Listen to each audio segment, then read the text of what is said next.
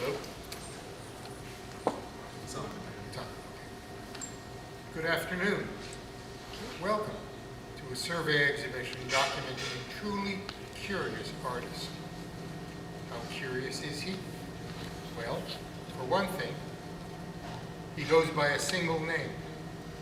For another, he is British born and enjoyed his first and perhaps greatest success in his native land. But he put that aside to live first in Australia and now among us in Los Angeles. For still another, he is well into his 10th decade of life and is as active in the studio as he ever was. And for yet another reason, he has realized the hybridization of artistic media and disciplines that seem impossible to hybridize.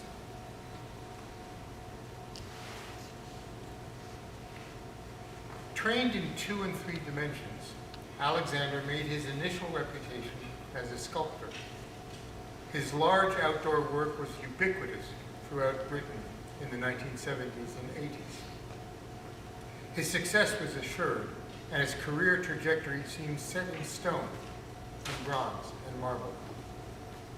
But his restless mind wanted to move beyond the 3rd dimension into the 4th. His preoccupation with space could not confine itself to objects, much less images. The 4th dimension is conventionally defined as time, but Alexander's interpretation of it incorporates time, space, and light.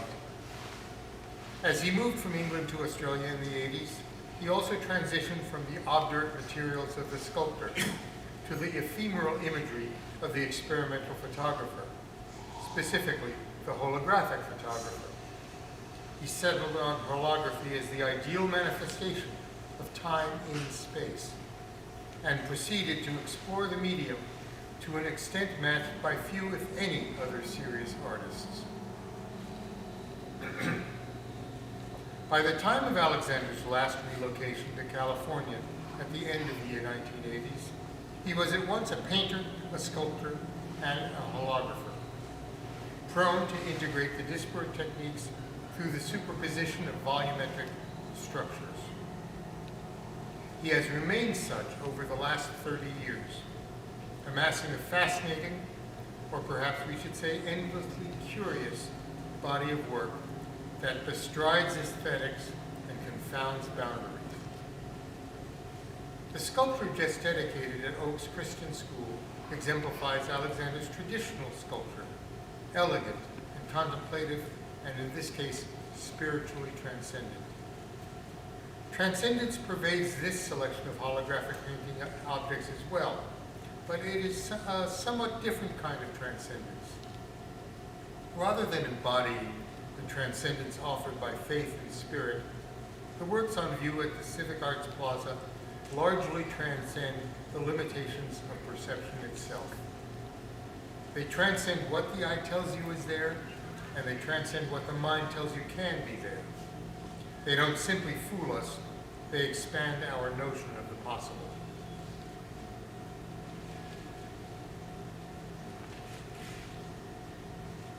This is what the study of physical science does, leading to the invention of, among other things, holography. This is what the study of stage and parlor magic does, leading to endless surprise at the tip of 10 fingers. And this is what art does, transforming materials and ideas into events that, no matter how static, open up possibilities of interpretation, not just symbolic interpretation, but experiential interpretation. What do you see happening? What do you see shaping? What do you see? And how does what you see differ, and how does it agree with what the next person sees? The 4th dimension in Alexander's hands is not simply a clock. It is an adventure. It is not time. It is what happens in time, and what shapes and colors and materials occur, appear, and metamorphose in time. And time itself is not just a linear experience for the eyes, going from point to point in an artwork or from artwork to artwork. It is a recurring experience within the holographic or even painted composition. It is an evolving experience that engages the push and pull between levels of substance, and it is a conceptual experience infusing everything with the potential for change. Thus, I advise you to go through this exhibit a little bit differently than you might through any art show. Do not look only at the surfaces. Do not look only at the designs. Do not just stare into the holograms. Focus in and then focus out again. Study the borders between media, where paint meets strands of metal or the disembodied glow of ghostly images. Open up the seeming paradoxes Alexander poses and see how forms and materials that shouldn't work together do. Alexander has engaged the multiple skills and multiple levels of materiality to achieve something in time and space that things in time alone or space alone were not giving him. And he has given this fourth dimension to us. Maybe that is the most curious thing of all. Thank you.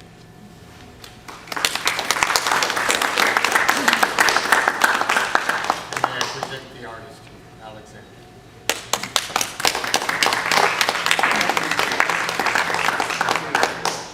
Very much.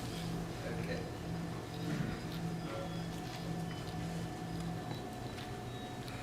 Good evening, everyone. Sorry it's so cold today. As all the works are here, or nearly all the works are here, there's not much point in me talking about them. They're available for you to look at. But there are a couple of things that I can say. One is rather surprising. I don't sit down and sketch to do these things. Every time there's a new work, it comes to me, into my vision. It's there. I don't have to actually work on it. I might make changes and so on, but that's the way each one of these works has come. In fact, the very latest work that I did about a month ago is upstairs there, and it's a piece which is slightly taller than a cube, and there is a painting on each face of it. Now, as far as I know, that is, nobody's done that before, but this just came to me. It wasn't anything I actually created. It came into my brain. I started work on the second one early this morning, so there'll be another one following that.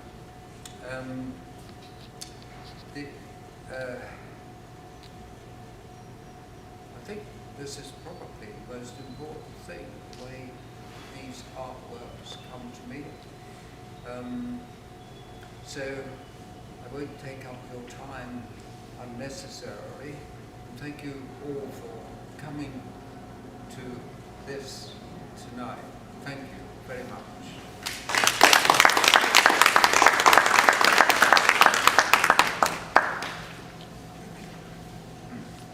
Well, our thanks again to Peter Frank, our curator, to our artist, Alexander, and to Don Trimble and all of our friends at Oaks Christian for helping us to put this on. And thank you to all of you and the guests who've come before as well for joining us tonight and spending a part of your Sunday with us. Thank you.